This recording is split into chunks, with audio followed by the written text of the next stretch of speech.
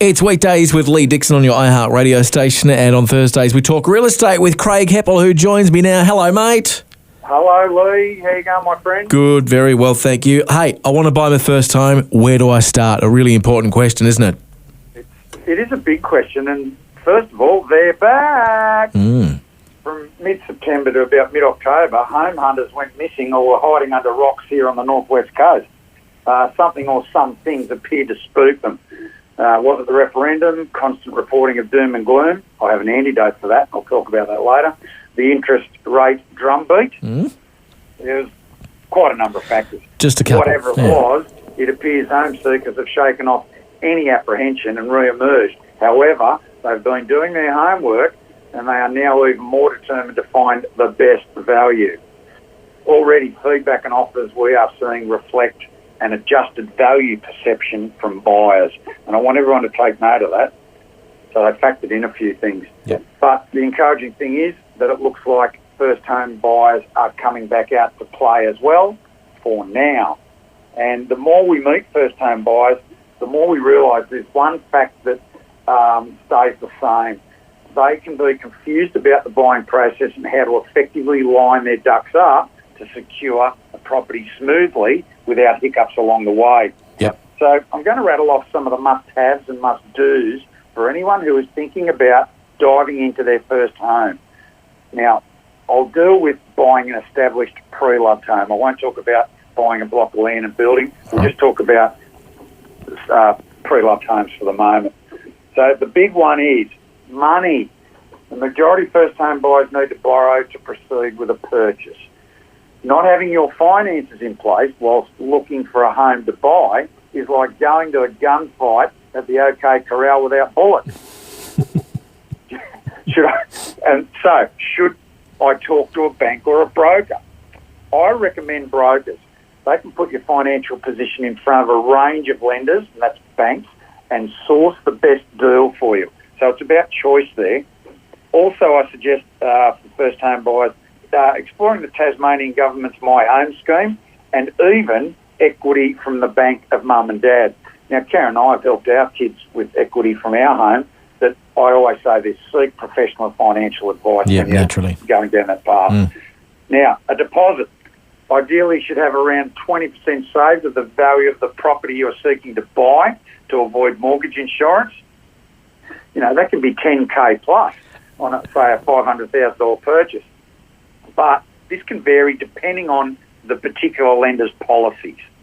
Now, once you've got a pre-approval from a lender, you know how much you can borrow and that you have the ability to service the loan.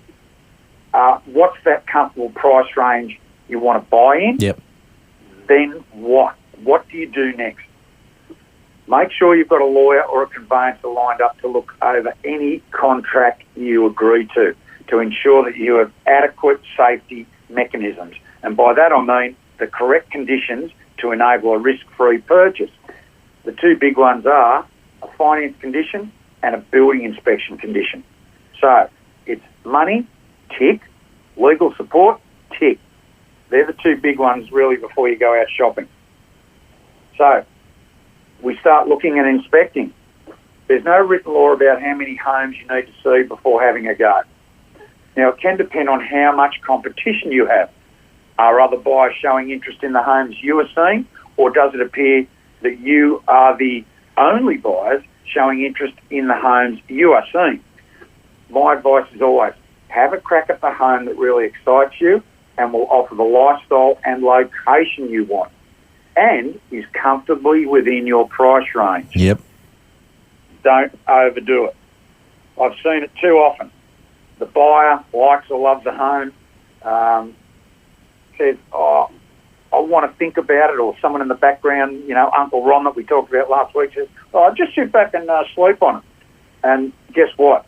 Another buyer sees the same benefits and slides in underneath and makes an offer, and you miss out. If you like a home, have a dig at it. Why not? Exactly.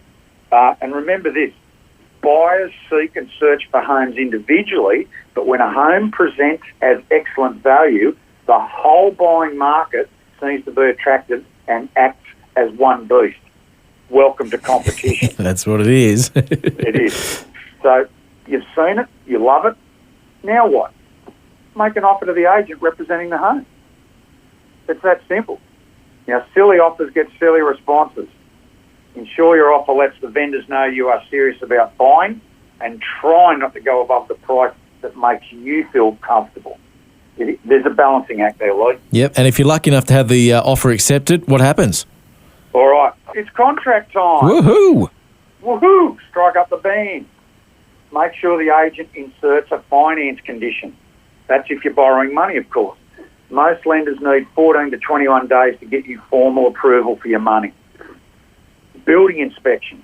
Find a reputable building inspector and make sure that this condition is in the contract, better known as a satisfactory building inspection.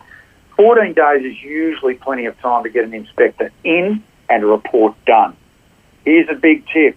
Always try to go to the home with your inspector, so if he picks up any issues with the home, you can see them firsthand and he can recommend, if any, remedies that are needed. Now, work out when you want to take possession of the home. That's settlement day. That's the day you get the keys. This has to be reflected in the contract so all parties know what day monies are handed over and it's yours.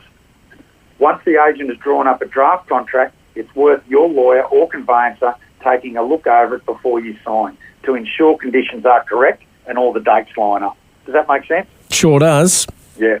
So buying your first home is as exciting as it can be terrifying. Yes. A good agent will help guide you, and having the right professionals looking after the contractual, structural and money side of things is so important.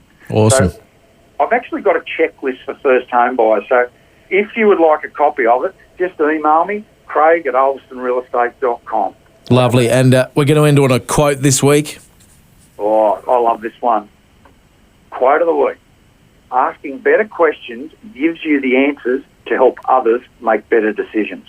And that's where we'll leave it today. That was a peek inside with Craig Heppel at Ulverston Real Estate. Thanks for your time, mate. No, thank you, Lee. Talk next week.